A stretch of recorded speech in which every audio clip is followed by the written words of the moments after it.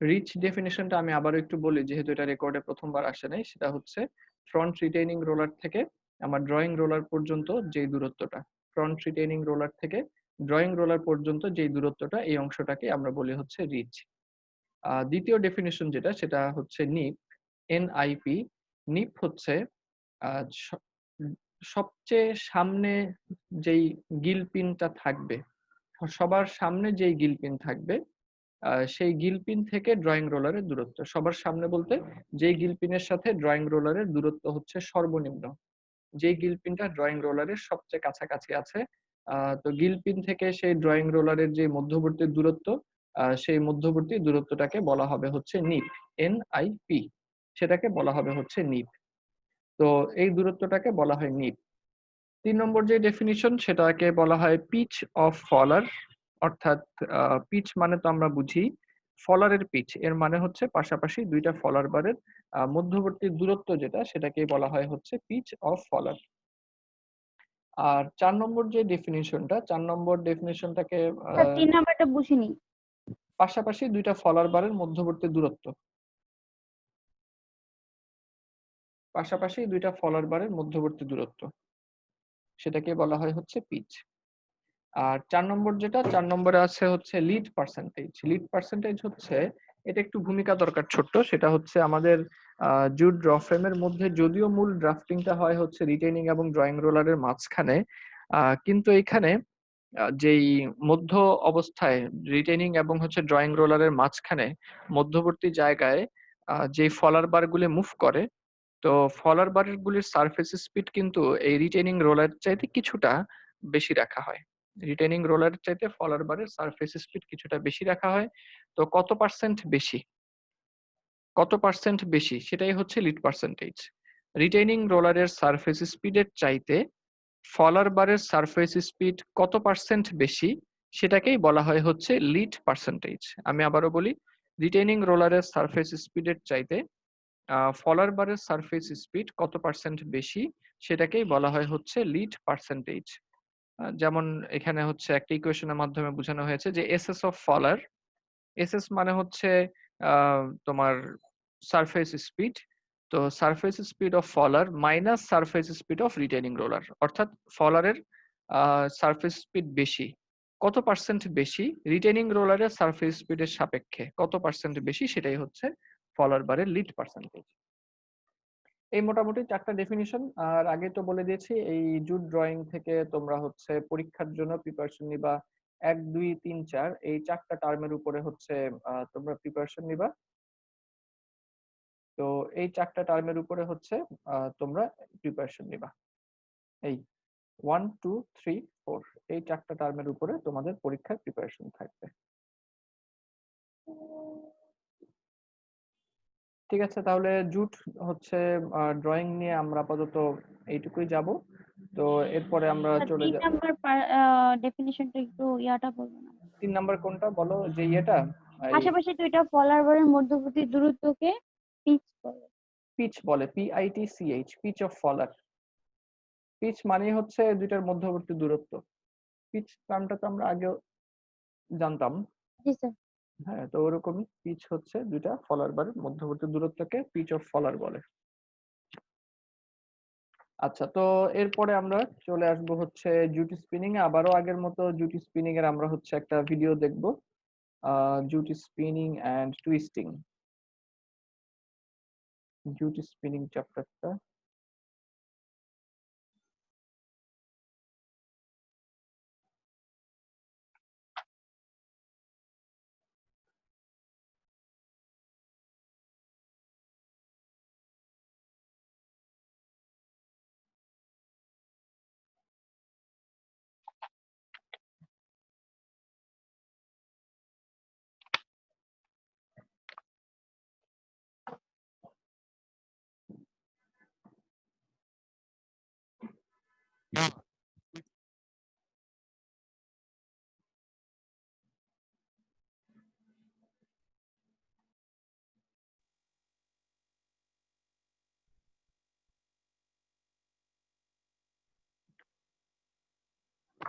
তো এখানেও আমরা হচ্ছে জুট স্পিনিং এর উপরে ভিডিও দেখবো।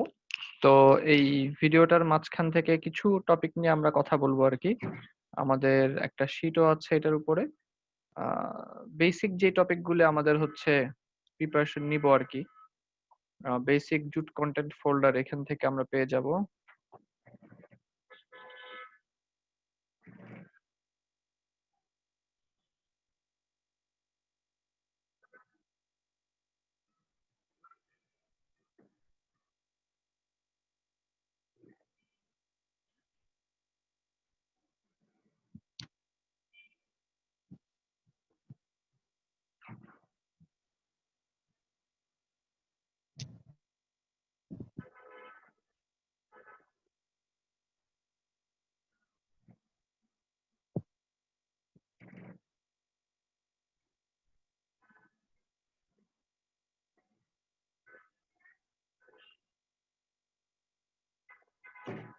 আচ্ছা, তো যে কোনো সময় আমরা যদি স্পিনিং এর কথা চিন্তা করি, যেমন আমরা যদি হচ্ছে কটন স্পিনিং এর কথাই যদি আমরা চিন্তা করি, তাহলেও কটন স্পিনিং এর ক্ষেত্রে আমাদের কটন স্পিনিং এ মেশিন অর্থাৎ রিং ফ্রেম, আমরা যদি বলি রিং ফ্রেমের বেসিক কাজগুলা কি, তখন কিন্তু তিনটা কাজের নাম চলে আসবে। একটা হচ্ছে ড্রাফটিং, টুইস্টিং এবং হচ্ছে ওয়াইন্ডিং। এই তিনটা কাজের কথাই কিন্তু চলে আসবে। আমাদের এখানেও হচ্ছে জুট স্পিনিং এর ক্ষেত্রেও হচ্ছে মূলত এই তিনটা কাজের কথাই চলে আসবে। একটা হচ্ছে ড্রাফটিং, একটা হচ্ছে টুইস্টিং এবং একটা হচ্ছে ওয়াইন্ডিং। স্পিনিং কেন? কারণ এই যে আমরা দেখে আসলাম যে তিনটা ড্র ফ্রেমের সবার শেষে যে ম্যাটেরিয়ালটা ছিল সেটা ছিল হচ্ছে জুটের ফিনিশার ড্র ফ্রেম থেকে আসা ফিনিশার ড্রোন স্লাইভার। তো এই ফিনিশার ড্রোন স্লাইভারটাকে আমরা হচ্ছে জুট স্পিনিং মেশিনে নিয়ে আসব। তো জুট স্পিনিং মেশিনে এনে সবার প্রথম স্লাইভারটাকে চিকন করব, চিকন করে ইয়ার্নের মতো চিকন করে নিয়ে আসব। তারপরে হচ্ছে আমরা এটাকে টুইস্ট দিব যেন স্ট্রেংথ বেড়ে যায়, এবং এরপরে সবার শেষে হচ্ছে ওয়াইন্ডিং করে নিব। তো এই তিনটা কাজই মূলত আমাদের এখানে হবে। তো আমরা মূল হচ্ছে ভিডিওতে চলে যাই। মূল ভিডিওর সাথে সাথে আমরা হচ্ছে এগুলির সাথেও একটু দেখে নিব যে কিভাবে হচ্ছে।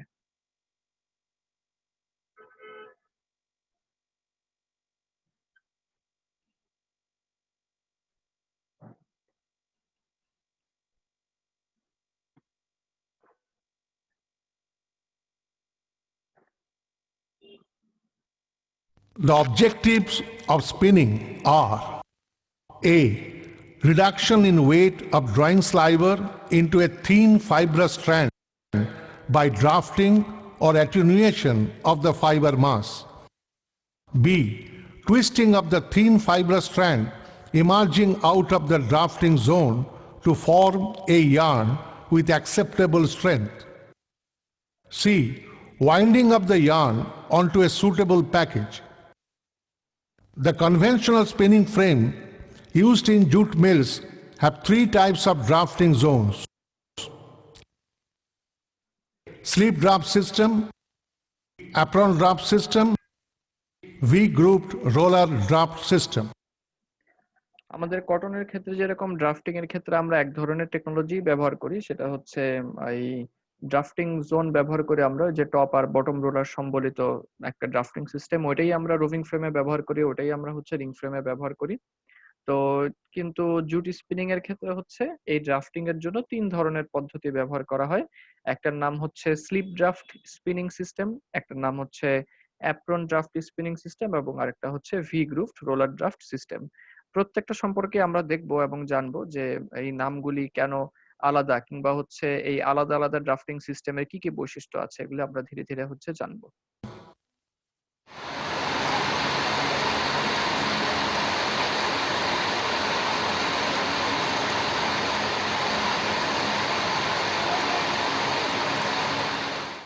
This is a slip draft spinning frame with a pitch of 4¼ inch and with 100 to 110 spindles. Its share is around 80% of the total spinning frames used in the jute industry. This slip draft spinning frame is used to spin conventional Hessian warp weft and shacking warp yarn. All qualities with grease ranging from 7 to 16 pounds per spindle can be spun in this machine. which can achieve maximum flyer speed of 4,250 RPM with backstar flyer and 4,000 RPM with two-legged flyer. The reach, that is the distance between the retaining rollers and drawing rollers, is 9.5 to 10 inch. আচ্ছা, যদি আমরা হচ্ছে slip draft spinning ফ্রেমের ক্ষেত্রে একটা হচ্ছে মেশিনের basic কিছু ডাটা বা বেসিক স্পেসিফিকেশন এখানে দেওয়া হয়েছে। সবার প্রথম হচ্ছে পিচ। পিচ বলতে এখানে বোঝাচ্ছে যে আমাদের এই স্লিপ ড্রাফট স্পিনিং ফ্রেমে কটন স্পিনিং এ যেরকম হচ্ছে প্যাকেজকে ঘোরানোর জন্য স্পিন্ডল ব্যবহার করা হয়, আমাদের স্লিপ ড্রাফট স্পিনিং ফ্রেমেও হচ্ছে ইয়ার্নটাকে আমরা যেই প্যাকেজের মধ্যে রিং ববিন, যেটা রিং ববিনের মধ্যে যে আমরা ইয়ার্নকে পেঁচাবো, তো রিং ববিনকে ঘোরানোর জন্য এখানেও আমার স্পিন্ডলের প্রয়োজন হয়। তো একটা রেগুলার স্লিপ ড্রাফট স্পিনিং ফ্রেমের ক্ষেত্রে স্পিন্ডলের সংখ্যা হচ্ছে 100 থেকে 110 এর মধ্যে ভ্যারি করে। তো প্রত্যেকটা স্পিন্ডলের মধ্যবর্তী দূরত্ব কত সেটাকেই বলা হচ্ছে এখানে স্পিন্ডলের পিচ। পিচ 4 1/4 ইঞ্চ, তার মানে হচ্ছে প্রত্যেকটা স্পিন্ডল, এই যে 100 থেকে 110টা স্পিন্ডল, প্রত্যেকটা স্পিন্ডলের মধ্যবর্তী দূরত্ব হচ্ছে 4.25 ইঞ্চ, এটাকে বলা হচ্ছে পিচ হিসেবে। আর এই অনুযায়ী মেশিনটার নামও দেওয়া হয়েছে 4 1/4 inch slip draft spinning frame. এবং যত ধরনের হচ্ছে স্পিনিং ফ্রেম আমরা দেখি, ওই যে স্লিপ ড্রাফট, তারপরে হচ্ছে অ্যাপ্রন ড্রাফট এবং ভি গ্রুপ রোলার ড্রাফট, এই তিনটার মধ্যে সবচেয়ে বেশি ব্যবহার করা হয় হচ্ছে স্লিপ ড্রাফট স্পিনিং ফ্রেম। এবং আমাদের এই স্লিপ ড্রাফট স্পিনিং ফ্রেমের মধ্যে সাধারণত হেসিয়ান ওয়ার্প, হেসিয়ান ওয়েফট এবং স্যাকিং ওয়ার্প ইয়ার্ন তৈরি করা হয়। হেসিয়ান আর স্যাকিং ওয়ার্প ওয়েফট এগুলো তো তোমরা হচ্ছে ইয়েতে পড়ে আসছো টিআরএম 1-এ। তো এদের মধ্যে হেসিয়ান কোয়ালিটিটা হচ্ছে তুলনামূলকভাবে ভালো এবং ফাইনার, এবং স্যাকিং ওয়ার্প হচ্ছে স্যাকিংটা হচ্ছে তুলনামূলকভাবে কোর্সার, যেটাকে সাধারণত যে মোটা বস্তা বানানোর জন্য যে ইয়ার্ন ব্যবহার করা হয় সেগুলা। স্যাকিং এর ক্ষেত্রেও ওয়ার্প এবং ওয়েফট ইয়ার্ন হয়। তো স্যাকিং ওয়েফটের চাইতে স্যাকিং ওয়ার্পটা তুলনামূলকভাবে ভালো, আর স্যাকিং ওয়েফট হচ্ছে সবচেয়ে লোয়ার গ্রেডের হয়। আর কত কাউন্টের রেঞ্জের ইয়ার্ন বানানো যায়, এখানে কাউন্ট রেঞ্জটা হচ্ছে 7 to 16 পাউন্ডস পার স্পাইন্ডেল, 7 থেকে 16 পাউন্ডস পার স্পাইন্ডেল ব্যবহার করা হয়। যদি আমরা বলি 16 পাউন্ডস পার স্পাইন্ডেল, তার মানে হচ্ছে 14,400 গজ ইয়ার্নের ওয়েট হচ্ছে 16 পাউন্ড। স্পাইন্ডেল SPY, খেয়াল করে দেখো মেশিনের স্পিন্ডেল বানান কিন্তু হচ্ছে SPINDLE, যে স্পিন্ডেলটা আমরা মেশিনে ব্যবহার করি প্যাকেজকে ঘোরানোর জন্য। আর এটা যেটা ইয়ার্ন কাউন্টের যে স্পাইন্ডেল, ওটা হচ্ছে SPYNDLE, দুটাকে কিন্তু গুলিয়ে ফেলা যাবে না। এই ওয়াই দিয়ে যে স্পাইন্ডেল, এটা হচ্ছে 14,400 গজ ইয়ার্নকে এক স্পাইন্ডেল বলে। যদি বলি 7 পাউন্ডস পার স্পাইন্ডেল, তার মানে হচ্ছে 14,400 গজ ইয়ার্নের ওয়েট 7 পাউন্ড।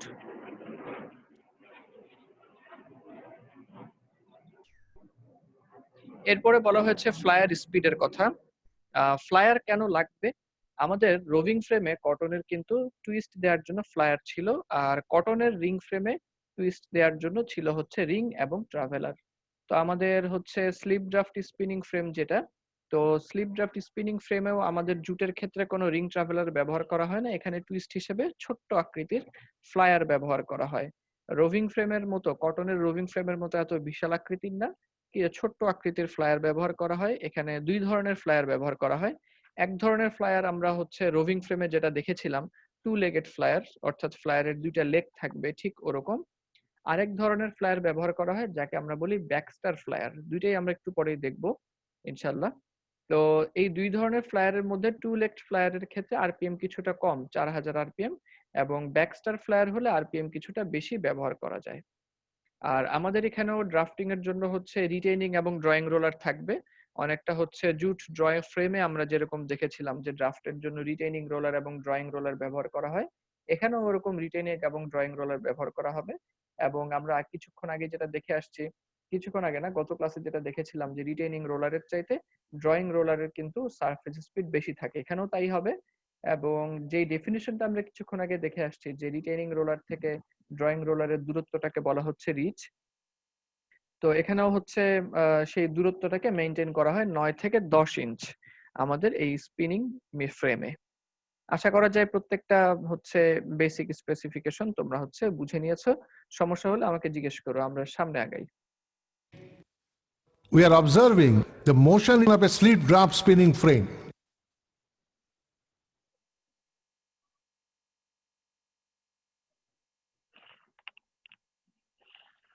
তো এখানে হচ্ছে একটা জকি পুলি দেখা যাচ্ছে এখানে, এই কম্পোনেন্টটাকে বলা হয় জকি পুলি। তারপরে হচ্ছে এটা স্টার্টিং হ্যান্ডেল ব্যবহার করে মেশিনকে চালু করা হয়। পিছনে হচ্ছে ডেড ওয়েট মানে সোজা কথা একটা ভারী ইটের টুকরা দিলেও সেটা ডেড ওয়েট হয়ে যাবে। মোটর পুলি হচ্ছে আমাদের মোটর থেকে মোশন চালু হয় এবং মোটর থেকে সেই মোশনটা নিয়ে মেশিনে পৌঁছানোর জন্য হচ্ছে মেশিন পুলি। আর মোটর পুলি এবং মেশিন পুলির মাঝখানে একটা কানেক্টিং বেল্ট আছে। অর্থাৎ আমি যখন ট্রিগার আর্মকে চাপ দিব তখন সবার প্রথমে হচ্ছে মোটর পুলি চালু হয়ে যাবে। মোটর পুলির থেকে বেল্টের মাধ্যমে মোশন পৌঁছে যাবে মেশিন পুলিতে। তার মানে মোটর চালু করলে আমার হচ্ছে বেল্টের মাধ্যমে মেশিন পুলিও ঘুরতে থাকবে। আর এই মোশন ট্রান্সফারটা যেন পারফেক্টলি হয় সেজন্য তো বেল্টের মধ্যে একটা টেনশন থাকা দরকার। মোটর পুলিও ঘুরতেছে কিন্তু বেল্টটার মধ্যে উপযুক্ত টেনশন নাই, তাহলে তো সেই মোশন মেশিন পুলিতে পৌঁছাবে না, বা পৌঁছালেও প্রচুর পরিমাণ হচ্ছে মোশন লস হবে, সিস্টেম লস হবে। এই জন্য পারফেক্টলি টেনশনে যেন বেল্টটাকে রাখা হয় সেই জন্য একটা জকি পুলি আছে। জকি পুলির কাজ হচ্ছে সে এই বেল্টটাকে ধাক্কা দিয়ে রাখে যেন একটা পারফেক্ট টেনশন মোটর পুলি এবং মেশিন পুলির মধ্যে বজায় থাকে। এটাই হচ্ছে জকি পুলির কাজ।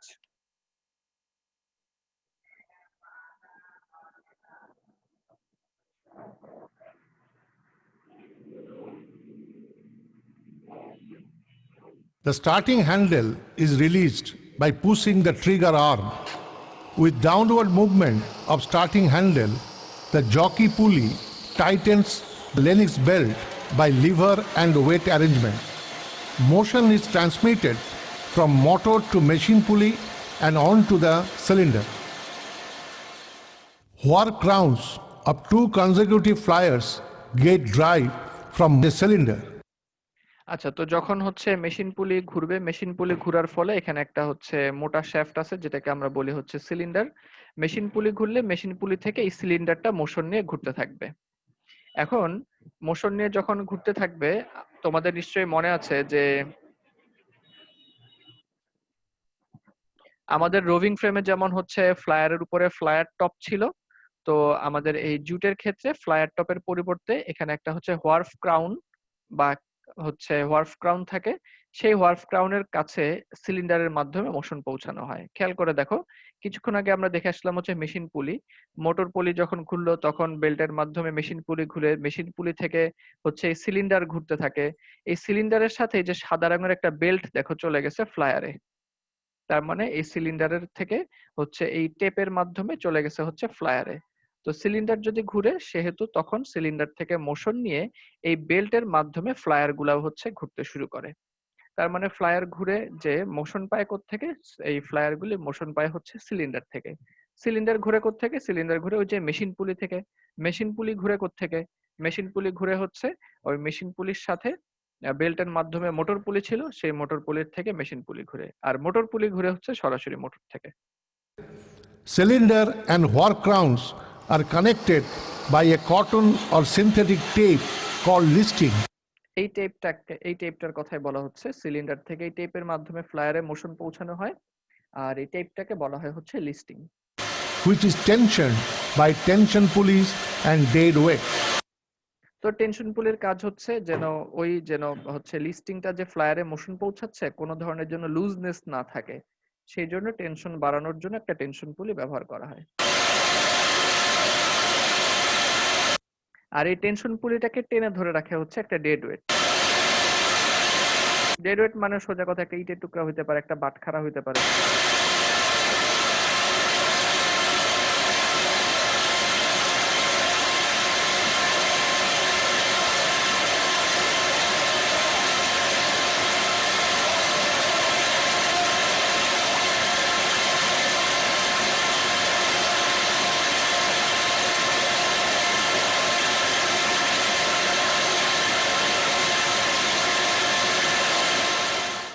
And also to drawing and retaining rollers through gearing. আর যেই মেশিন পুলি থেকে হচ্ছে সিলিন্ডারের মাধ্যমে হচ্ছে দেখলাম আমরা যে সিলিন্ডারের মাধ্যমে ফ্লায়ার গুলিকে ঘোরানো হলো। তো এদিক থেকে তো আমাদের হচ্ছে এই ড্রয়িং রোলারকেও ঘোরানো দরকার। তো মেশিন পুলি থেকেই গিয়ারিং এর মাধ্যমে ড্রয়িং রোলারের দিকে মোশন চলে আসে। এখানে আমরা প্রচুর গিয়ার দেখতে পাচ্ছি, পুরান আমলের মেশিন তো। তো সেই সমস্ত মেশিনে দেখা গেছে যে মোটরের সংখ্যা কম থাকতো। একটা মোটর থেকেই প্রায় পুরা মেশিনে, দুইটা একটা মোটর থেকে পুরা মেশিনের সবগুলা কম্পোনেন্টে মোশন পৌঁছানো লাগতো। এই কারণে হচ্ছে গিয়ারের পরিমাণ অনেক বেশি ছিল আগেকার মেশিনে। এখন তো মেশিনে হচ্ছে প্রচুর ছোট ছোট ছোট ছোট অনেকগুলা মোটর বসায় দেওয়া হয়, যার ফলে হচ্ছে গিয়ারিং এর ব্যবহার আমাদের বর্তমান সময়ের মেশিনগুলোতে অনেক কম, বিশেষত কটন স্পিনিং এ। জুট স্পিনিং এর যে খুব উন্নতি হয়েছে এরকমটা বলা যাবে না।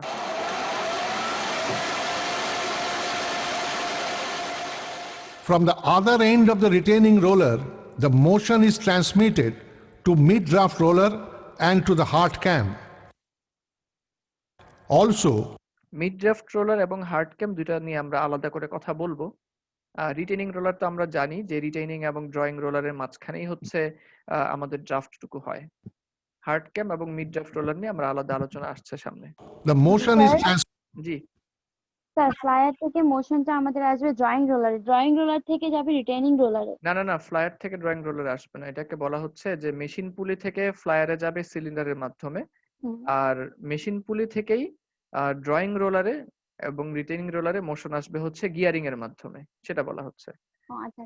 ফ্লায়ার থেকে মোশন ওদিকে যাবে না, ওই মেশিন পুলি থেকেই মোশন পৌঁছাবে হচ্ছে ড্রয়িং রোলারে গিয়ারিং এর মাধ্যমে। Transmitted for slow traverse of drawing roller.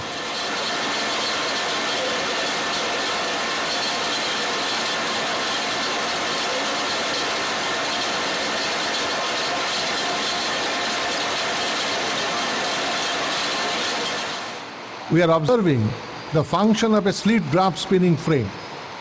This drafting system is most convenient for jute yarn spinning. The sliver path is not straight, and hence the length of sliver path is more than the reach. তো এটা হচ্ছে আমাদের slip draft spinning system অনুযায়ী যে drafting spinning সিস্টেমটা, আমরা তো কিছুক্ষণ আগে দেখেছি যে 3 ধরনের ড্রাফটিং সিস্টেম আমরা দেখতে পাই। এর মধ্যে বাম দিকে যেটা, এটা হচ্ছে স্লিপ ড্রাফট স্পিনিং সিস্টেম। এটা নিয়ে আমরা এখন একটু ব্যাখ্যায় যাব। তবে এখানে একটা লক্ষণীয় বিষয় হলো, কটনের ক্ষেত্রে ড্রাফটিং জোনে ফাইবারগুলি যেরকম স্ট্রেইট যেত, এখানে কিন্তু এরকম স্ট্রেইট যাচ্ছে না। তো এখন সবার পিছনের যে রোলার জোড়া, এদেরকে বলা হয় রিটেইনিং রোলার, আর সবার সামনে হচ্ছে ড্রয়িং এবং ড্রয়িং প্রেসিং রোলার। ঠিক জুট ড্রয়িং এর ড্রাফটিং সিস্টেমের মতো। মাঝখানে অবশ্য এক জোড়া রোলার আছে। তো এই রিটেইনিং এবং ড্রয়িং রোলারের মধ্যবর্তী দূরত্বকেই তো বলা হচ্ছে রিচ, তাই না? তো যেমন ধরা যাক, আমরা ধরে নিচ্ছি যে এই রিচের মান হচ্ছে 10 ইঞ্চ, কিন্তু ফাইবার যে মাঝখানে যাচ্ছে, ফাইবার কিন্তু এই যে একটা ওয়েভি পথ ধরে তারপরে যাচ্ছে। তার মানে কি দাঁড়ালো, যে তাদের মাঝখানের দূরত্ব অর্থাৎ রিচ যদি 10 ইঞ্চ হয়, ফাইবার যে যাবে, ফাইবারকে কিন্তু 10 ইঞ্চির চেয়ে বেশি দূরত্ব তাকে বেশি অতিক্রম হতে করতে হবে হবে। হ্যাঁ, তাকে ওই অবশ্যই। পেছনে। হ্যাঁ, ফাইবারটা যখন যাবে তখন কিন্তু সে 10 ইঞ্চি দূরত্ব অতিক্রম করবে না, সে আরো বেশি দূরত্ব অতিক্রম করবে। কেন? সেটার উত্তর সামনে আসছে। The twist is imparted by rotation of a two-legged flyer, and the yarn is wound on a package twist নিয়ে আমরা আলাদা হয়তো কথা বলবো একটু পরেই। called bobbin. We are observing the drafting zone and its function in a slip draft spinning frame. এখন ওই ডায়াগ্রামের সাথে আমরা এখানে মিলাই দেখবো যে রিটেইনিং রোলারটা কোথায় আছে, তারপর হচ্ছে ড্রয়িং প্রেসিং রোলারটা কোথায় আছে। The name slip draft has been coined because the long fibers slip through the mid-draft rollers while moving from retaining to drawing rollers. অর্থাৎ এই যে এখানে বলা হচ্ছিল যে কেন আমরা স্লিপ ড্রাফট বলবো, কারণ হচ্ছে লঙ্গার ফাইবারগুলি যখন এই রিটেইনিং রোলার থেকে বের হয়ে আসে ড্রয়িং রোলারের দিকে যাওয়ার সময়, তারা এই ফাইবারগুলি এখানে হচ্ছে স্লিপ করে। স্লিপ করার কারণ হচ্ছে যে এদের মাঝখানে এই যে ছোট দুইটা রোলার দেখা যাচ্ছে, এদেরকে বলা হচ্ছে mid draft rollers. Mid draft roller কেন? কারণ হচ্ছে তারা মূল ড্রাফটিং তো হচ্ছে রিটেইন এবং ড্রয়িং এর মাঝখানে, এর মধ্যবর্তী অবস্থানে হচ্ছে তারা অবস্থান করে, সেই জন্য তাদেরকে বলা হয় মিড ড্রাফট রোলার। তো এবং এই যে মিড ড্রাফট রোলারের আগেই দেখো একটা ছোট্ট কালো মতো কি জানি একটা দেখা যাচ্ছে, যেটা হচ্ছে ফাইবার গুলিকে চাপ দিয়ে রেখেছে। তো এই ছোট্ট গাইড যেটা, সেটাকে বলা হচ্ছে ব্রেস্ট প্লেট। তো আমরা এখানে ব্রেস্ট প্লেট দেখতে পাচ্ছি, তোমাদেরকে আবারও নিয়ে যাই। Long fibers slip through the mid-draft rollers while moving from retaining to drawing rollers. তার মানে মিড ড্রাফট রোলার হচ্ছে মাঝখানে ফাইবারগুলিকে টেনে নিয়ে আসে। তো যেহেতু 10 ইঞ্চির চেয়ে অনেক বেশি দূরত্ব অতিক্রম করতে হচ্ছে ফাইবারের ওয়েভি পথের কারণে, কাজেই মিড ড্রাফট রোলারের টানের কারণে লং ফাইবারগুলি হচ্ছে স্লিপ করে সামনের দিকে চলে আসে। এজন্যই এই সিস্টেমটাকে বলা হয় হচ্ছে স্লিপ ড্রাফট স্পিনিং সিস্টেম। তো সবার পিছনে হচ্ছে রিটেইনিং রোলার এবং নিচেরটাকে বলা হচ্ছে রিটেইনিং প্রেসিং রোলার।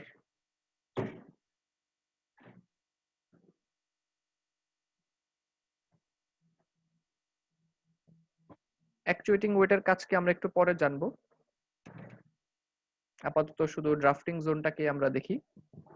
লাল রঙের যে গাইডটা দেখা যাচ্ছে সেই গাইডটাকেই বলা হচ্ছে breast plate. Mid draft roller এবং আইডলার রোলার, মিড ড্রাফট রোলার এবং আইডলার রোলার, মিড ড্রাফট রোলারটাকে এখান থেকে দেখা যাচ্ছে না, কিন্তু ওই আইডলার রোলারটাকে দেখা যাচ্ছে, যে একটু খাঁজকাটা মাঝখানে একটা রোলার দেখা যাচ্ছে, এটার নিচেই হচ্ছে মিড ড্রাফট রোলার। দুইটা মিলায় অবস্থান করে হচ্ছে রিটেইনিং এবং ড্রয়িং রোলারের মাঝখানে। আইডলার রোলারের নিচেই হচ্ছে মিড ড্রাফট রোলার। এবং হচ্ছে ড্রয়িং প্রেসিং রোলারটাকে দেখা যাচ্ছে, যেহেতু এটা উপরে, ড্রয়িং রোলারটা হচ্ছে ঠিক এর নিচেই অবস্থান করে, এই জন্য সেটাকে দেখা যাচ্ছে না। তো এই রিটেইনিং এবং হচ্ছে ড্রয়িং জোড়া, এদের মাঝখানেই মূল ড্রাফট হয়, এদের মধ্যখানেই মূল ড্রাফট হয়। মাঝপথে হচ্ছে ব্রেস্ট প্লেট, সে ফাইবারটাকে একটু লম্বা একটা ওয়েভি পথে নিয়ে আসতে বাধ্য করে, এবং মিড ড্রাফট রোলার এবং আইডলার রোলার তারাও হচ্ছে ফাইবারটাকে টেনে নিয়ে আসতে সহায়তা করে।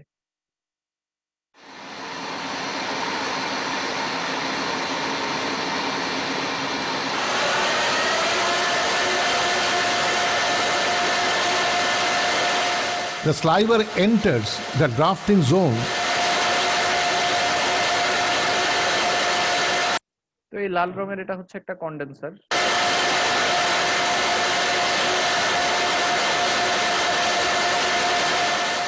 through a pair of retaining pressing rollers with lever arrangement having hanging weight of 4 pounds. Both rollers have flutes. The pressure on the sliver is adjustable by shifting the weight on the lever. তো retaining রোলারের মধ্যে যেন হচ্ছে একটা পর্যাপ্ত পরিমাণ pressure বজায় থাকে। তো এই প্রেসার বজায় রাখার জন্য হচ্ছে রিটেইনিং প্রেসিং রোলারটাকে অ্যারাউন্ড 4 পাউন্ড পরিমাণ ওয়েট দিয়ে নামায় রাখা হয়, যাতে করে হচ্ছে এদের মাঝখানে একটা উপযুক্ত পরিমাণ প্রেসার বজায় থাকে। কারণ প্রেসার বজায় না থাকলে তো স্লাইভার যা আসবে তাই সুরসুর করে চলে যাবে, যার ফলে ড্রাফটিং তো বাধাগ্রস্ত হবে। স্যার ওয়েটটা কি চেঞ্জ করা যায় স্যার? হ্যাঁ, অবশ্যই চেঞ্জ করা যাবে। Next is an adjustable breastplate. This keeps the sliver tight during the movement of sliver through the drafting zone. এই ব্রেস্ট প্লেটটাই হচ্ছে ফাইবারগুলিকে হচ্ছে চাপ দিয়ে একটা বড় রাস্তা ধরে যেতে সহায়তা করে। This ensures controlled delivery of short and long fibers through the mid-draft rollers.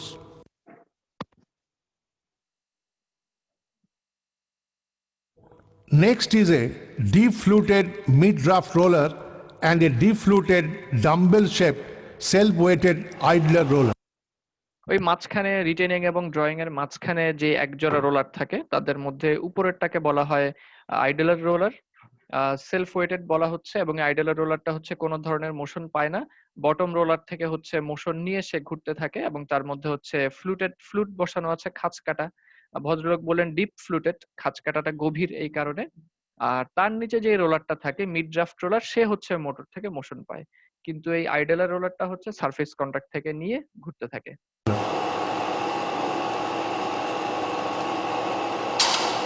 এই যে যেমন ধরো দেখো, ওই যে টপ আর্মের মধ্যে মিড ড্রাফট রোলারটা ছিল, Fluted এই যে এটা হচ্ছে মিড ড্রাফট রোলার, আর আইডলার রোলারটা উপর থেকে নিচে নামানো হয়, এটা মিড ড্রাফট রোলার, সে মোটর থেকে mid-draft roller and a deep-fluted dumbbell-shaped self-weighted idler roller.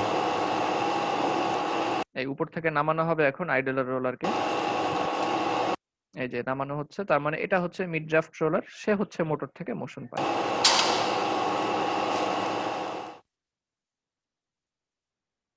তাহলে আমার জিনিসটা দেখতে অনেকটা এরকম হবে যে তোমার হচ্ছে ফিনিশার ড্রোন স্লাইভার আসলো কন্ডেন্সার হয়ে, তারপরে রিটেইনিং এবং রিটেইনিং প্রেসিং রোলার এক জোড়া, আর মূল ড্রাফটের জন্য তো রিটেইনিং রোলারের জোড়া, আর সামনে হচ্ছে ড্রয়িং প্রেসিং রোলারের জোড়া। ঠিক আছে। আর স্যার আইডিয়াল মাঝপথে যে রোলারটা আছে ও কই থেকে মোশন পায়? ও হচ্ছে তার নিচের যে মিড ড্রাফট রোলার, সেই মিড ড্রাফট রোলারের সারফেস কন্টাক্ট থেকে মোশন পায়।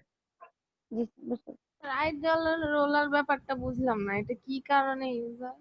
আইডলার রোলার এবং মিড ড্রাফট রোলার, তারা দুইজন মিলে হচ্ছে স্লাইভারকে গাইড করে। তার মানে স্লাইভার যখন সামনের দিকে এগিয়ে যাবে তখন হচ্ছে সে আইডলার রোলার এবং মিড ড্রাফট রোলার দুইটা রোলারের মাঝখান দিয়ে সামনের দিকে আগায়। তার ফলে ফাইবার গাইড করতে সুবিধা। যদি উপর দিকে কোনো রোলার না থাকতো তাহলে তো উপরের ফাইবারগুলি গাইডেন্স পেত না। কেবলমাত্র নিচের রোলারটা তো আর পুরা ফাইবারটাকে হচ্ছে গাইড করতে পারবে না। উপর থেকেও গাইডেন্স দরকার, নিচ থেকেও গাইডেন্স দরকার। সেই গাইডেন্সটা নিচ থেকে দিচ্ছে হচ্ছে আমার এই আইডলার মিড ড্রাফট রোলার। স্যার এবং মিড ড্রাফট রোলার না? হ্যাঁ, আর উপর থেকে হচ্ছে গাইডেন্সটা দিচ্ছে আইডলার রোলার। এবং মাঝপথে তো ব্রেস্ট প্লেট আছেই। জি স্যার। তো এই কম্পোনেন্ট গুলি মিলাই হচ্ছে আমার হচ্ছে স্লিপ ড্রাফট স্পিনিং সিস্টেম। আমরা কিন্তু ওই তিনটা ড্রাফটিং স্পিনিং সিস্টেমের মধ্যে প্রথমটা স্লিপ ড্রাফট নিয়েই কথা বলছি। There are three conductors for the right alignment. Conductor মানে কন্ডেন্সার। তো আগে আমরা হচ্ছে কটনে যেটাকে কন্ডেন্সার পড়েছি ঠিক সেটাই হচ্ছে আমাদের এখানে কন্ডাক্টর হিসেবে বলা হচ্ছে। তো তিনটা কন্ডাক্টরের কথা বলা হচ্ছে, রিটেইনিং রোলারের পিছনে একটা, তারপরে হচ্ছে মিড ড্রাফট রোলারের পিছনে একটা, আর একটা হচ্ছে ড্রয়িং রোলারের পিছনে আরেকটা। আর কন্ডেন্সারের কাজকে এটা তো আমরা আগেই হচ্ছে যখন কটনের রোভিং ফ্রেম কিংবা কটনের রিং ফ্রেম নিয়ে কথা বলেছি তখন কন্ডেন্সার নিয়ে বিস্তারিত আলোচনা হয়েছে। তো এখানেও কন্ডেন্সারের একই কাজ। Of the sliver passage. The central recess part of the idler roller ensures easy movement of long fibers without break or obstruction, while exerting restraining actions on the movements of the short fibers as we are observing. অর্থাৎ হচ্ছে একই সাথে short fibre এবং long fibre উভয় পক্ষকেই perfectly guide করাটা হচ্ছে উপরের আইডলার roller এবং নিচের মিড ড্রাফট রোলারের কাজ।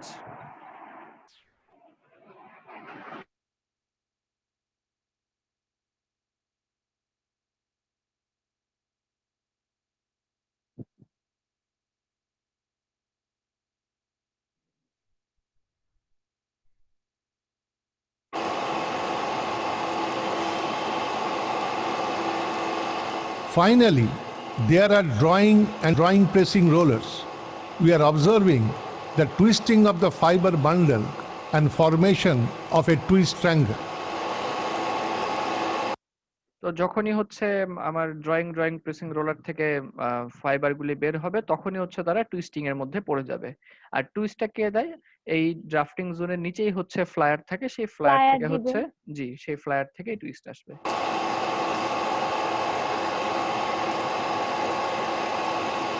Finally, there are drawing pressing rollers. The drawing pressing roller is loaded by a coil spring. The pressure is adjustable by a nut. The pressure should be adjusted after buffing of rubber cord of the drawing pressing roller. তো drawing pressing রোলারের মধ্যেও তো একটা pressure দরকার, সেই প্রেসারটা হচ্ছে spring থেকে আসবে। আমাদের কটন স্পিনিং সিস্টেমও কিন্তু হচ্ছে এই বেশিরভাগ সময় হচ্ছে এই স্প্রিং লোডেড প্রেসার সিস্টেম ব্যবহার করা হয়, অর্থাৎ স্প্রিং এর মাধ্যমে প্রেসার অ্যাপ্লাই করা হয়। স্প্রিং এর মাধ্যমে প্রেসার অ্যাপ্লাই করার বিষয়টা আসলে তোমরা মানে বুঝো কিনা? যেমন ধরা যাক কোন একটা স্প্রিং, ধরা যাক রেগুলার সাইজ হচ্ছে একটা পেন্সিলের সমান। তো এটাকে যদি আমরা স্প্রিংটাকে চাপিয়ে ছোট করে ফেলি তাহলে কিন্তু তার লোড হচ্ছে বাড়বে, তাই না? সে হচ্ছে বেশি পরিমাণ লোড অ্যাপ্লাই করবে। স্প্রিংটাকে যত বেশি ছেড়ে দিব লোডের পরিমাণ কিন্তু আস্তে আস্তে কমতে থাকবে। একসময় যদি পুরোটাই ছেড়ে দিই তাহলে সে আর কোনো লোডই অ্যাপ্লাই করবে না। এই জন্য আমরা যদি কোনো স্প্রিংকে চাপ দেই, ছোট করে ফেলি, তাহলে সে একটা নির্দিষ্ট পরিমাণ লোড অ্যাপ্লাই করতে পারে। এই কৌশলটাকে ব্যবহার করেই হচ্ছে ড্রাফটিং জোনে আমাদের হচ্ছে টপ আর্ম যে লোডটা দেয় সেটা নিয়ন্ত্রণ করা হয়। তবে কটন স্পিনিং এর ক্ষেত্রে একটু ভিন্নতা আছে। কটন স্পিনিং এ স্প্রিং লোডিং সিস্টেম প্রচুর ব্যবহার করা হয়, তবে অতি আধুনিক মেশিনগুলোর ক্ষেত্রে হচ্ছে যেটা করা হয় কোন কোন ফ্যাক্টরি তারা হচ্ছে নিউমেটিক লোডিং সিস্টেম ব্যবহার করে। নিউমেটিক লোডিং মানে কি? এটা হচ্ছে নিউমেটিক মানেই বাতাস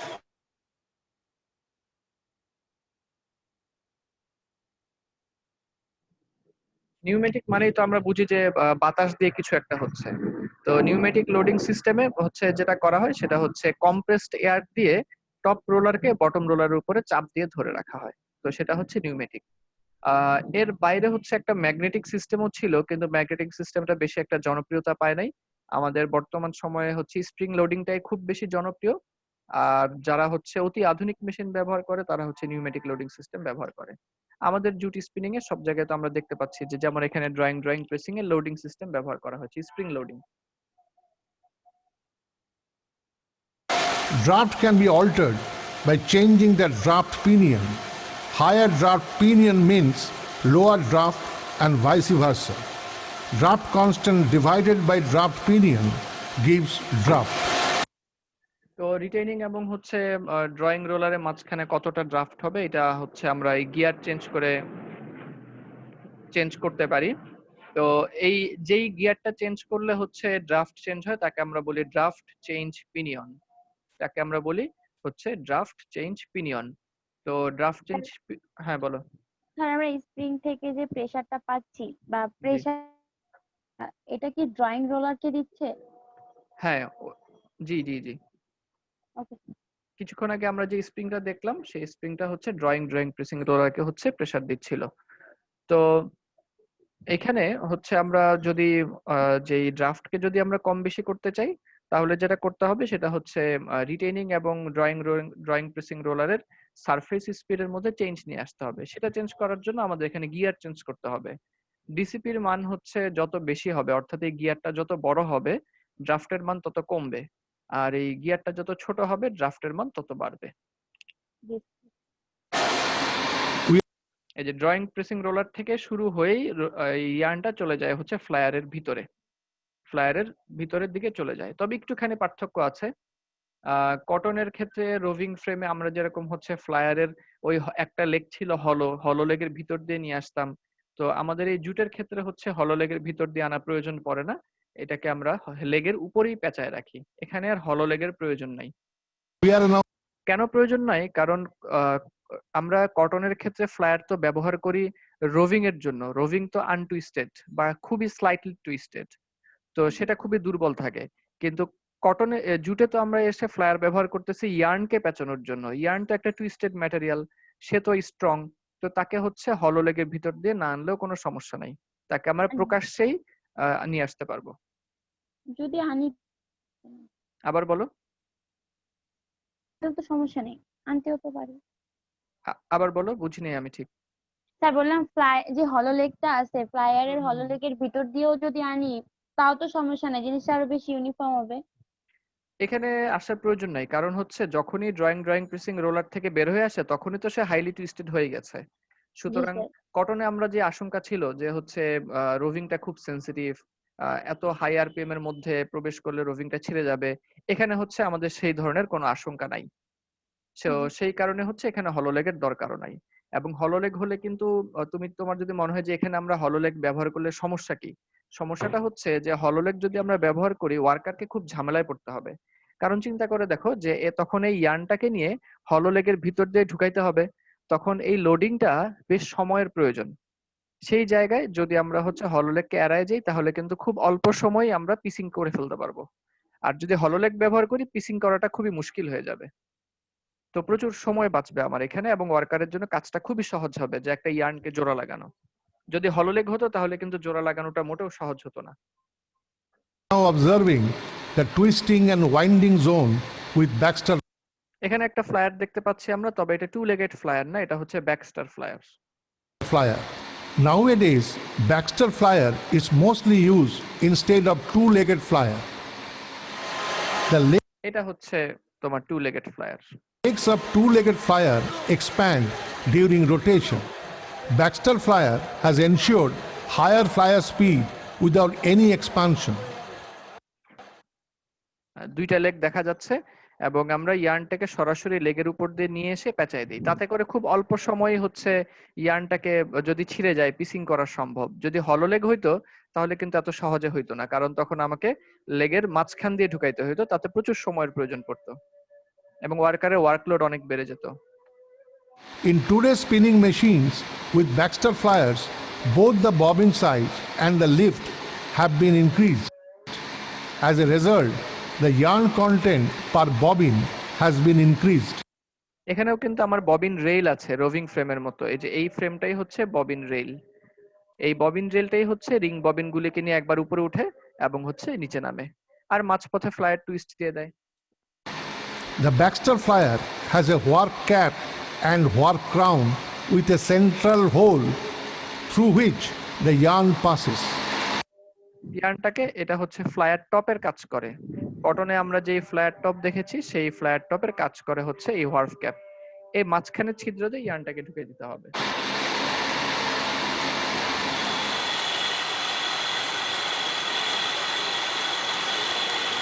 The yarn passes through an inner tube of the flyer and then under a specially designed long notch of the flyer body and subsequently to the bobbin through the flyer eye. এই ফ্লায়ারটা যেহেতু একটু ঢাকা, অর্থাৎ হচ্ছে এটা মোটামুটি cover করা আছে, তো এই ফ্লায়ারটার একটা এই সুবিধাটাই যখন আমরা ফ্লায়ারকে দেখবো যে এটা যে ফ্লায়ারটা কাভার করা, তো সেই ফ্লায়ারটাই হচ্ছে ব্যাকস্টার ফ্লায়ার। আর টু লেগেড ফ্লায়ার তো আমরা চিনি আমাদের রোভিং এর ফ্লায়ারের মতো। ব্যাকস্টার ফ্লায়ারের সুবিধা হলো ব্যাকস্টার ফ্লায়ার আরপিএম বেশি দিতে পারে। আমরা টু লেগেড ফ্লায়ার যেখানে অ্যারাউন্ড 4000 আরপিএম ব্যবহার করি, ব্যাকস্টার ফ্লায়ার হলে অনায়াসেই 4200 4300 এই রেঞ্জে আরপিএম ব্যবহার করা যায়। এই জন্য এটার ব্যবহার এখন ধীরে ধীরে বেড়ে যাচ্ছে। আচ্ছা, আজান দিয়ে দিয়েছে, আমরা একটু আজানের বিরতির পরে আবার শুরু করি।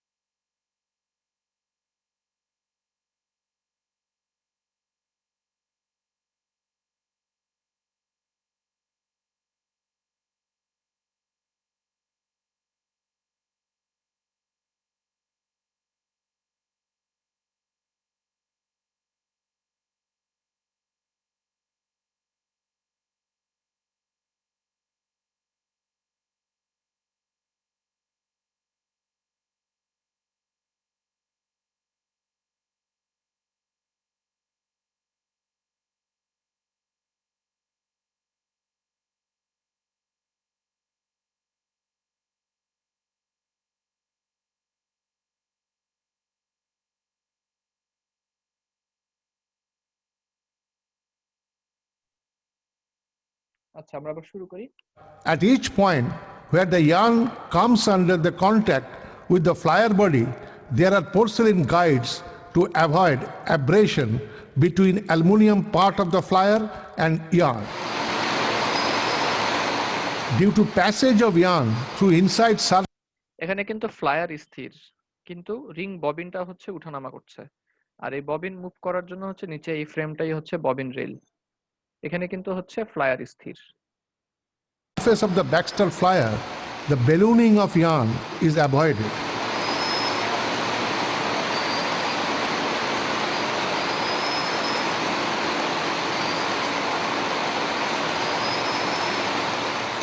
Let us now see the twisting action with two-legged flyer. In case of two-legged flyer, the yarn after passing through warp cap and warp crown hole is wrapped round a leg of the flyer and then passes to the bobbin through a flyer eye called NKI. Due to the direct contact of jute yarn and steel, the steel body gets cuts. Due to centrifugal force, the legs of the flyer expand during its rotation, and also the yarn expands due to ballooning effect. Let us now understand twisting and winding of yarn. One rotation of the flyer inserts এটা টুইস্টিংটা আসলে নতুন কিছু না, ওই flyer কটনের roving ফ্রেমে যেরকম ফ্লায়ারের একটা রোটেশন হচ্ছে রোভিং ইয়ার্নের মধ্যে রোভিং এর মধ্যে একটা টুইস্ট নিয়ে আসতো, এখানেও তাই এটাই ব্যাখ্যা করা হচ্ছে এখানে। and also the yarn expands due to ballooning effect. Let us now understand twisting and winding of yarn. One rotation of the flyer inserts one twist to the yarn. If the flyer rotates at 4000 rpm, it will insert 4000 turns to the length of delivered yarn during 1 minute. If it is 1000 inches, then twist per inch, that is TPI, is 4. Twist can be altered by changing the twist pinion. Higher twist pinion means lower twist and vice versa. তো twist আমাকে বলা হলো যে হচ্ছে roving কে আমি যতবার ঘুরাবো, তো roving এর এক একটা রোটেশন হচ্ছে ইয়ার্নের মধ্যে এক একটা টুইস্ট নিয়ে আসবে।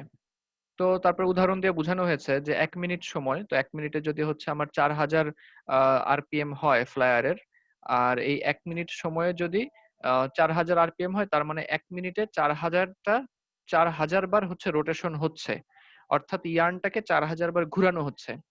এই 1 মিনিট সময় যদি 1000 মিটার ইয়ার্ন হচ্ছে ডেলিভারি করা হয়, তাহলে এই 4000 টুইস্ট পড়তেছে হচ্ছে 1000 মিটার ইয়ার্নের উপরে, হচ্ছে 1000 ইঞ্চ ইয়ার্নের উপরে। তো 1000 ইঞ্চ ইয়ার্নের উপরে যদি 4000 টুইস্ট পড়ে, তাহলে 1 ইঞ্চি ইয়ার্নের উপরে টুইস্ট পড়ে হচ্ছে 4টা। তখন টিপিআই এর মান অর্থাৎ টুইস্ট পার ইঞ্চের মান হবে হচ্ছে 4। তো এই টুইস্টটাকে কম বেশি করার উপায় আছে। আমি যদি হচ্ছে ফ্লায়ার আরপিএম কে ঠিক রেখে আমার ডেলিভারি স্পিডটাকে কমায় দিতে পারি, হ্যাঁ, তো তাহলে হচ্ছে আমার এই টুইস্টের পরিমাণটাও হচ্ছে কমে যাবে। তো স্যার হ্যাঁ বলো। স্যার এখানে তো ইয়ার্নকে জাস্ট ববিনে পেঁচানো হয়, এখানে ইয়ার্নের টুইস্টটা কিভাবে হয়? ইয়ার্নের টুইস্ট হয় হচ্ছে ওই যে কটনের রোভিং এ যেভাবে হতো, কটনের রোভিং এ ফ্লায়ার কিভাবে টুইস্ট দেয় মনে আছে নাকি আমি স্যার এই বলবো? জায়গাটা আমি মানে মেবি আচ্ছা ঠিক আছে, এখানে যেটা হয় কটনের ঠিক রোভিংও এরকমই হয়। এখানে কিন্তু উপরের ড্রাফটিং রোলার অর্থাৎ ইয়ার্নের একটা প্রান্ত হচ্ছে উপরে তোমার ড্রয়িং প্রেসিং রোলারে আটকানো, আর নিচের প্রান্তটা ইয়ার্নের নিচের প্রান্ত কিন্তু হচ্ছে আটকানো ইয়েতে কি বলে যে প্যাকেজের গায়ে। আমি আবারও বলি, ইয়ার্নের উপরের প্রান্তটা হচ্ছে আটকানো তোমার ইয়েতে ড্রয়িং এবং Drafting. ড্রয়িং প্রেসিং রোলারের মাঝখানে, হ্যাঁ ড্রাফটিং জোনে। কটনের তো সরাসরি ড্রাফটিং রোলারই ছিল, এখানে নামটা একটু আলাদা। আর জি, হচ্ছে নিচের প্রান্তটা পেঁচানো হচ্ছে রিং ববিনে। তো একটা প্রান্ত উপরে আটকা ড্রয়িং প্রেসিং রোলারের মাঝখানে, আরেকটা প্রান্ত হচ্ছে নিচে আটকা প্যাকেজের গায়ে। মাঝপথে রোভিং করলো কি, ফ্লায়ার করলো কি, এই ইয়ার্নটাকে নিয়ে ঘুরায় চলে আসলো, এই ইয়ার্নটাকে ঘুরাতে থাকে। দুই প্রান্তে কিন্তু আটকা, কিন্তু মাঝখানে হচ্ছে ফ্লায়ারটা ইয়ার্নটাকে এরকম ঘুরাতে থাকে চারদিকে। তো যেহেতু দুই প্রান্ত আটকা এবং মাঝখানে হচ্ছে তাকে ঘুরানো হচ্ছে, এর ফলে এক একটা ঘূর্ণন অর্থাৎ ফ্লায়ারের এক একটা ঘূর্ণন ইয়ার্নের মধ্যে এক একটা টুইস্ট নিয়ে আসে। এখান থেকে বলা হচ্ছে যে আমার ফ্লায়ারটা টুইস্ট দিচ্ছে। এবং টুইস্টের এই ধরনটা কিন্তু আমাদের স্পিনিং এর কটন স্পিনিং এর ট্রাভেলারের জন্য প্রযোজ্য। ওখানেও কিন্তু একই ঘটনা ঘটে যে ইয়ার্নটা উপরে ড্রাফটিং জোন এবং নিচে হচ্ছে প্যাকেজের গায়ে আটকানো, মাঝপথে ট্রাভেলারটাকে ঘুরায় নিয়ে আসে। টুইস্টটা কেন হয়? যেহেতু দুইটা প্রান্তই এক জায়গায় ফিক্সড, দুই জায়গায় দুইটা প্রান্ত ফিক্সড, তাই মাঝপথে যখন আমি ইয়ার্নটাকে ঘুরাই এক একটা হচ্ছে টুইস্ট করতে থাকে। যদি কোনো একটা প্রান্ত মানে না আটকানো থাকতো, অর্থাৎ মানে কি বলা যায় ফ্রি থাকতো, যেমন একটা দড়ি স্বাভাবিক, যেমন আমি একটা কেবলের কথা যদি চিন্তা করি, এই যে এক প্রান্ত ধরে রাখছি এরকম, এক প্রান্তে ধরে রাখছি, আরেক প্রান্তে ছেড়ে দেওয়া, তো এখন যতই ঘুরাই টুইস্ট কিন্তু পড়বে না। যদি আমি দুই প্রান্তকে আটকাই এবং মাঝখানে হচ্ছে আমি কাউকে দিয়ে ঘোরাতে থাকি, যেহেতু দুই প্রান্ত আটকানো থাকবে তখন হচ্ছে টুইস্ট পড়বে। এই কৌশলটাকে কাজে লাগেই তোমার হচ্ছে আমাদের রোভিং ফ্রেম এবং রিং ফ্রেম কটনে, এবং জুটের হচ্ছে রোভিং ফ্রেমে, সরি জুটের হচ্ছে স্পিনিং ফ্রেমে টুইস্ট দেওয়া হয়। আশা করি বুঝতে পারছো আগের চাইতে মোটামুটি, কিংবা না বুঝে থাকলে আবারও জিজ্ঞেস করো। স্যার বুঝছি। আচ্ছা, Twist constant divided by twist pinion gives twist per inch. A bobbin carrier is placed on the dead spindle fixed on the bobbin rail. At the back surface of bobbin carrier, there are এই bobbin ক্যারিয়ারের উপরেই হচ্ছে আমার এই ববিনগুলিকে বসানো থাকবে। 4 felt bobs which are pivoted with adjustable clips. The positions of the felt bobs can be adjusted to change the average spinning tension. Position A gives lowest tension and hence used for spinning finer yarns.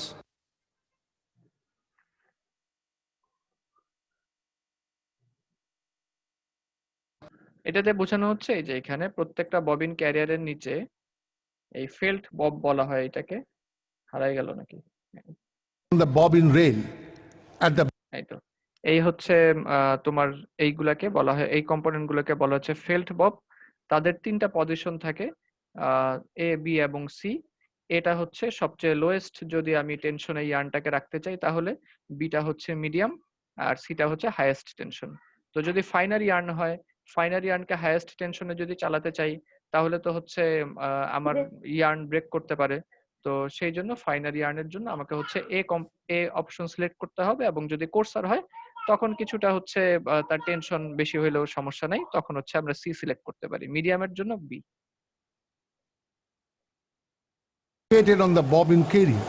A bobbin is placed on the bobbin carrier and rotates with the yarn drag. Winding takes place due to the difference of speed between flyer and bobbin. Let us now see the piecing of আচ্ছা, তো এখন ওয়াইন্ডিংটা কিভাবে হয়? Winding এর জন্য হচ্ছে, এই তো ওয়াইন্ডিং এর জন্য যেটা জরুরি সেটা হচ্ছে আমি যদি চাই যে ঠিক কটনের মতো পুরা প্যাকেজ জুড়েই, আমি যদি চাই যে আমি ওয়াইন্ডিং করব, পুরা প্যাকেজ জুড়েই আমি বাঁচাতে চাই, তাহলে তো আমার প্যাকেজকে উপরে উঠানো Bobbin. লাগবে এবং উপরে উঠানো লাগবে এবং হচ্ছে নিচে নামানো লাগবে। এই কাজটা করার জন্য আমাদের এখানে তোমাদেরকে যখন যেরকমটা দেখালাম যে একটা ববিন রেল থাকে, ববিন রেলের উপরে আমরা প্যাকেজগুলোকে রাখি, অনেকটা কটনের রোভিং ফ্রেমের মতো ববিন রেলটা হচ্ছে উপরে নিচে উঠানামা করে।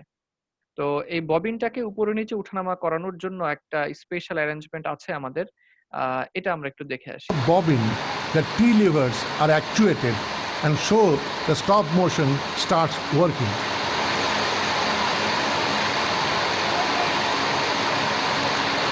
We are now এই যে এখানে খেয়াল করো, এবং এই অ্যারেঞ্জমেন্টটা কিন্তু আমাদের হচ্ছে রিং ফ্রেমে, ইন্ডাস্ট্রিয়াল রিং ফ্রেমেও অনেক মেশিনেই এই অ্যারেঞ্জমেন্টটা ব্যবহার করা হয়, যে কটনের রিং ফ্রেমে রিং রেলকে উপরে নিচে উঠানামা করানোর জন্য কিন্তু এই প্রযুক্তিটা ব্যবহার করা হয়, মানে এই অ্যারেঞ্জমেন্টটা ব্যবহার করা হয়।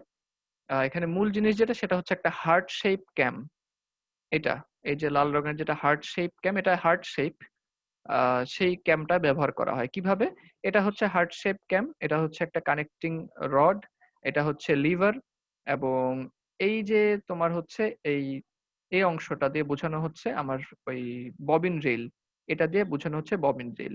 অ্যারেঞ্জমেন্টের মূল উদ্দেশ্য হচ্ছে আমি ববিন রেলটাকে উপরে উঠাবো ধীরে ধীরে এবং আবারও ধীরে ধীরে নিচে নামাবো, যাতে করে ইয়ার্নটা প্যাকেজের উপর থেকে নিচে পুরো জায়গায় সমানভাবে ওয়াইন্ডিং হয়।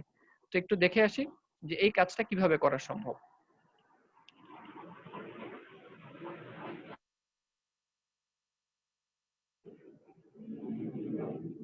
observing the basic mechanism behind the bobbin building motion.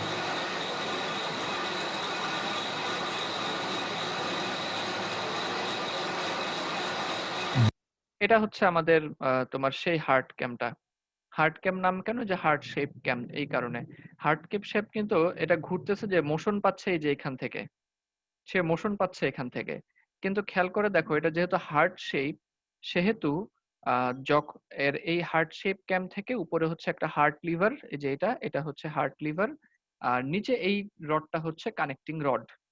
এই কানেক্টিং রড থেকে মোশন চলে যাচ্ছে, কানেক্টিং রড থেকে মোশন চলে যাচ্ছে এখানে একটা তোমার হচ্ছে এখানে তোমার চেইনের মাধ্যমে মোশনটা যায়, চেইন এবং স্প্রোকেট। তো মোশনটা যে পৌঁছাবে, খেয়াল করে দেখো, যদি এই হার্ট অংশটা লিভারের কাছাকাছি থাকে, mechanism এই তখন কিন্তু এই তোমার মোশন পাচ্ছে এই যে এখান থেকে, যে ক্ষয়ের বৃত্ত এখান থেকে মোশন পাচ্ছে। তো যখন হার্টের খাজের অংশটা হচ্ছে লিভারের সাথে থাকে, তখন কিন্তু লিভার হচ্ছে এই কানেক্টিং অংশ থেকে সবচেয়ে কাছাকাছি, এবং লিভারটা তখন নিচে নেমে যায়। লিভার যদি নিচে নামে, তাহলে কানেক্টিং রড হয়ে তোমার এই ববিন রেলটাও সবচেয়ে নিচে নামে। ধীরে ধীরে যখন সে ঘুরতে থাকে, behind দেখো লিভারটা কিন্তু উপরে উঠে যাচ্ছে। লিভারটা কেন? ক্যামের শেপের কারণে। the bobbin building motion. এবং হার্টের এই চূড়াটা যখন হচ্ছে হার্ট লিভারের এখানে পৌঁছায়, তখন হার্ট লিভারটা কিন্তু সবচেয়ে উপরে পৌঁছায়। সেই টানের কারণে কানেক্টিং রড হয়ে ববিন রেলটাও কিন্তু সবচেয়ে উপরে। আবার যখন ঘুরতে ঘুরতে যখন এই হার্টের খাজের অংশটা পৌঁছাবে, তখন আবার ববিন রেলটা সবচেয়ে নিচে নামবে। এই আবার নিচে নামতেছে, এই এখন হচ্ছে সবচেয়ে নিচে ববিন রেলটা। অর্থাৎ হার্ট ক্যামের যে শেপ, এই শেপের কারণেই হচ্ছে ববিন রেলটা উপরে উঠে আবার ববিন রেলটা নিচে নামে। এই জিনিসটাকে এখন হচ্ছে সার্ভো মোটর দিয়ে করা হয়, কিন্তু হার্ট ক্যামের এটা খুবই জনপ্রিয়।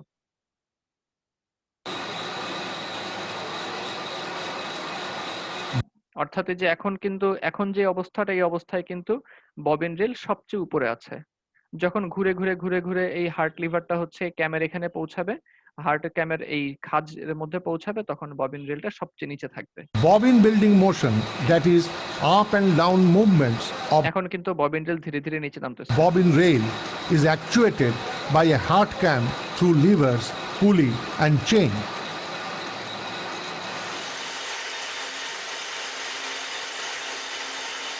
এই যে কানেক্টিং রড আছে এখানে, কানেক্টিং রড হয়ে চেইন হয়ে ববিন রেলটা নিচে নামবে। With one complete rotation এই মাত্রই নিচে নামছিল, এখন আবার ধীরে ধীরে উপরে উঠতেছে। of cam movement, one complete up and down movement of bobbin rail occurs.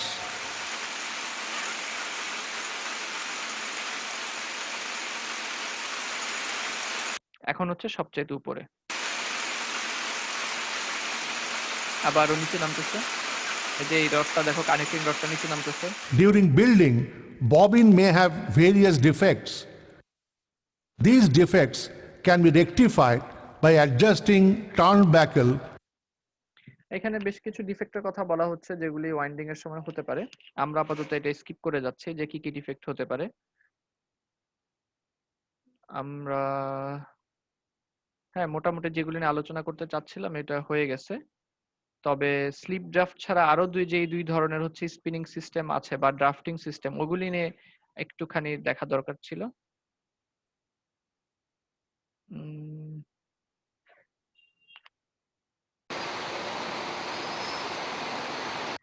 আচ্ছা, আজকে এই পর্যন্ত থাকি। নেক্সট দিন তাহলে আমরা অ্যাপটন ড্রাফট এবং হচ্ছে ভি গ্রুপ রোলার ড্রাফট নিয়ে হচ্ছে দেখবো। আজকে এখানেই থাকি। তাহলে আমি একটু দেখিয়ে দিই যে আমরা হচ্ছে কি কি দেখেছি আজকে। এটা ইসেনশিয়াল টাস্ক কি কি।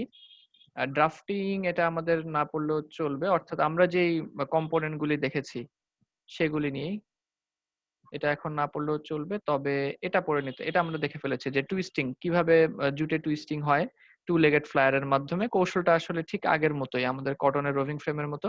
এবং কিভাবে ওয়াইন্ডিং হয়, অর্থাৎ ওই যে ববিন রেলটা কিভাবে উপরে নিচে উঠানামা করে হার্ট ক্যামের মাধ্যমে, এই দুইটা। তাহলে এই ম্যাথমেটিক্যাল প্রবলেমটা আমরা হচ্ছে ইনশাআল্লাহ আগামী ক্লাসে করব। আর হচ্ছে কিভাবে ওই যে ভি গ্রুপ রোলার ড্রাফট এবং হচ্ছে অ্যাপটন ড্রাফট হয়, সেটা আমরা ইনশাআল্লাহ আগামী ক্লাসে দেখে নেব। আর একই সাথে তোমাদের একটা রিভিউ দিয়ে দেই। তোমরা কোন সেকশন বলো? সেকশন 5। আমরা রিভিউর দিকে চলে যাব। এবং রিভিউর ক্ষেত্রে আমি একটু বলে দিই, রিভিউর ক্ষেত্রে আমি মোটামুটি নির্দয় আচরণ করব। তোমাদেরকে অবশ্যই আমার হচ্ছে লেকচারগুলি ভিডিও থেকে দেখে আসতে হবে, প্রশ্ন করতে হবে। প্রশ্ন না করলে হচ্ছে আমি উত্তর দিতে আমার আপত্তি আছে। কারণ আমাদের হচ্ছে টপিকগুলো খুব বিস্তারিতভাবে, বেশ বিস্তারিতভাবে হচ্ছে আলোচনা করা হয়েছে। যেমন এই যে কম্বারের কম্বিং সিকোয়েন্স আমি এমনিতেই 1 ঘন্টা কথা বলেছি, একটা 33 মিনিট আর একটা 30 মিনিট। তো সুতরাং তুমি যদি আবার এসে আমাকে বলো যে স্যার কম্বার সিকোয়েন্স সবগুলো আবার একটু রিপিট করেন, এটা কিন্তু আমার প্রতি নির্দয় আচরণ করা হবে। কারণ 1 ঘন্টা লেকচার তুমি দেখে আসলে অনেক কিছু ক্লিয়ার হয়ে যাবে। কাজে তোমাকে যেটা করতে হবে সেটা হচ্ছে যে লেকচারটা ভালো মতো দেখে তারপরে আমাকে প্রশ্ন করবে যে স্যার আমি এটা বুঝেছি, এটা বুঝিনি। আমাকে এভাবে প্রশ্ন করতে হবে, তাহলে আমি হচ্ছে যেটা তুমি বুঝো নাই সেটা নিয়ে মানে কথা বলবো। তাতে করে আমরা অনেক বেশি প্রবলেম সলভ করতে পারবো। তো তোমাদের যেটা কাজ সেটা হচ্ছে কয়টা লেকচার হলো? 17, 9, 10, 11, 12, 13, 14-15টা আর কি। তো তোমরা হচ্ছে প্রথম 4টা লেকচার দেখে আসো, এই যে অনলাইন ক্লাস 1, লেকচার 2, লেকচার 3 এবং হচ্ছে লেকচার 4। এই তোমাদের কাজ হচ্ছে এই অনলাইন লেকচার 4 পর্যন্ত তোমরা দেখে আসবে এবং দেখে এসে আমাকে সমস্যার কথা বলবে যে এই প্রথম 4টা লেকচারের মধ্যে আমাদের এই সমস্যা। বোঝা গেছে? জি স্যার। আচ্ছা, হ্যাঁ, যেই সমস্যাগুলি থাকবে সেই সমস্যাগুলির উপর আমরা কথা বলবো। দয়া করে আমাকে এটা বলো না যে স্যার আমরা কম্বিং সিকোয়েন্স পুরাটা রিপিট করেন। পুরাটা এখানে রিপিট করাই আছে, তোমাকে শুধু একটু দেখে নিতে হবে। দেখে নিলে তারপরে তুমি হয়তোবা দেখবে যে হ্যাঁ এই দুইটা আমি বুঝি নাই। তখন আমাকে প্রশ্ন করলে আমি যেইটা বুঝো নাই সেটা নিয়ে কথা বলবো। কিন্তু পাইকারি হারে আমাকে দয়া করে হচ্ছে ওইভাবে বলো না। নিজেরা একটু কষ্ট করে দেখে নিলে দেখবা উত্তর পেয়ে যাবে বেশিরভাগ প্রশ্নের। ঠিক আছে তাহলে। আপাতত যদি প্রশ্ন থাকে তাহলে প্রশ্ন করো, আর প্রশ্ন না থাকলে হচ্ছে লিভ স্যার নিতে পারো। ফুল লেকচার দেখে আসবো? জি মানে জি, প্রথম 4টা অনলাইন লেকচার 1, 2, 3, 4, অনলাইন লেকচার ওকে 4 পর্যন্ত দেখে আসবে এবং আমাকে ওখান থেকে প্রশ্ন করবে যে স্যার আমি এটা বুঝি নাই। জি স্যার। ঠিক আছে তাহলে।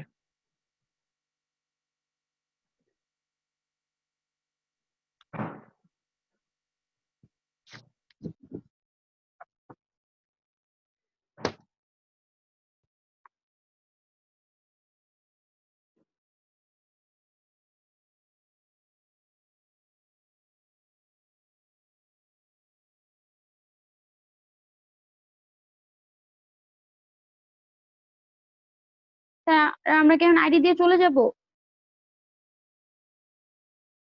জি, আইডি লিখে চলে যেতে পারো। প্রশ্ন থাকলে প্রশ্ন করো, প্রশ্ন না থাকলে আইডি লিখে চলে যাও। জি স্যার।